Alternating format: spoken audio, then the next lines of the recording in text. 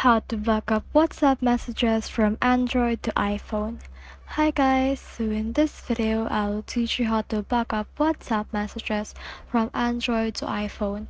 So if you want to learn how it's done, just watch this video until the very end. It's pretty quick and simple, so let's go. So in order to do that, you just need first to back up your messages from your Android. Then after you back up on that, you just need to head over to your WhatsApp on your iPhone and click on the settings right here. And when you scroll down, you can see that there's actually a search setting. So click on that and search for backup.